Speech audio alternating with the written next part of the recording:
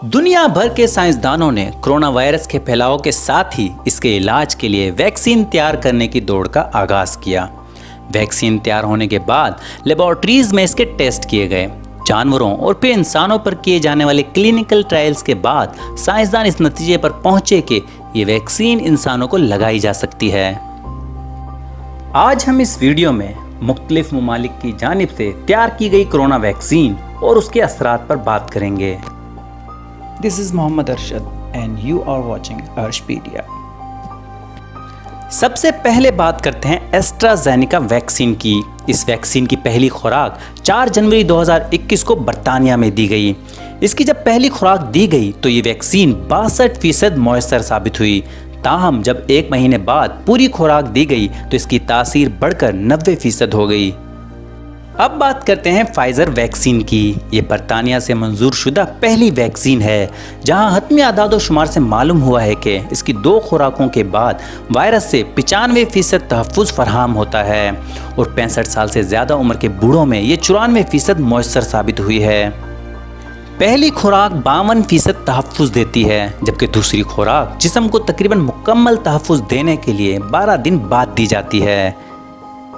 अब बात करते हैं मॉडर्ना वैक्सीन की। ये वैक्सीन अमेरिका के कौमी इदारा सेहत के ताउन से तैयार हुई। 30,000 से ज़्यादा अफराद पर किए गए क्लिनिकल ट्रायल से साबित हुआ कि ये वैक्सीन 94.5% तक मौसर है। अदाद शुमार से पता चलता है कि ये उम्र रसीदा अफराद समेत हर उम्र के लोगों के लिए बगैर किसी संगीन खदशात के काम करती है। फाइजर और ऑक्सफोर्ड की वैक्सीन में से हर एक की दूसरी खुराक पहली खुराक के 12 हफ्तों बाद ली जा सकती है। ये तीनों वैक्सीन्स इन लोगों के लिए मौजू नहीं हैं जो इन वैक्सीन्स में शामिल किसी भी अज्जा से एलर्जी रखते हैं, लेकिन मेडिसिन रेगुलेटरी के मुताबिक मुख्तलिफ किस्म की एलर्जी वाले लोग इन्हें ले सकते हैं। अब बात करते हैं चाइना में तैयार की गई कोरोना वैक्सीन्स की, जिसमें साइनोफार्म और साइनोवेक शामिल हैं। साइनोवेक एक इनएक्टिवेटेड वैक्सीन है। इनएक्टिवेटेड वैक्सीन एक ऐसी वैक्सीन होती है जिसमें वायरस को गर्मी या केमिकल से हलाक करने के बाद शामिल किया जाता है। जब ये वैक्सीन जिस्म में दाखिल की जाती है तो इनके मुर्दा खलियों से जिस्म का मुदाफ़ियाती निज़ाम जिंदा वायरस का मुकाबला करना सीख जाता है और वैक्सीन के नतीजे में किसी मनफी रद्द-ए-अमल का खतरा भी नहीं होता। चीनी वैक्सीन के मुकाबले में मगरबी ममालिक में बनने वाली मॉडर्ना और फाइजर वैक्सीन mRNA वैक्सीन है। इसका मतलब है कि कोरोना वायरस के जीनियाती कोड का सिर्फ एक हिस्सा जिस्म में दाखिल किया जाता है। इस तरह ये जिस्म के मुदाफ़ियाती निज़ाम की यादाश्त का हिस्सा बन जाता है और ये इस निज़ाम को असल कोरोना वायरस के खिलाफ लड़ना सिखाने के लिए काफ़ी होता है। तुर्की में की गई तहकीक के मुताबिक साइनोवेक वैक्सीन 91.25% मौसर है, जबकि ब्राज़ील में तहकीककारों का कहना है कि इस वैक्सीन के मौसर होने की शरह 50% से ज़ायद है। साइनोफार्म चीन की एक सरकारी दवासाज कंपनी है। इसकी वैक्सीन भी साइनोवेक की तरह इनएक्टिवेटेड वैक्सीन है और इसी तरह काम करती है।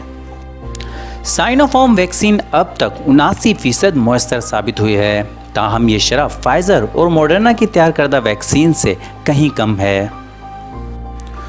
कोरोना वैक्सीनेशन के आम ज़िमनी असरात में सर दर्द, जिस्म में दर्द, थकावट और बुखार शामिल हैं।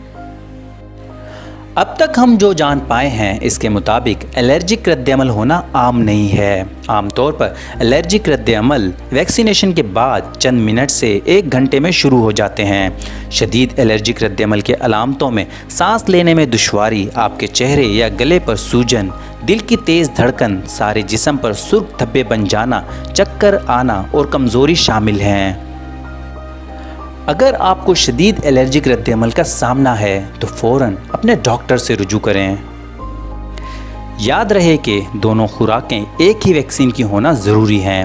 अगर आप फाइज़र वैक्सीन लगवाते हैं तो 21 दिन बाद आपको फाइज़र की ही वैक्सीन लगवानी होगी।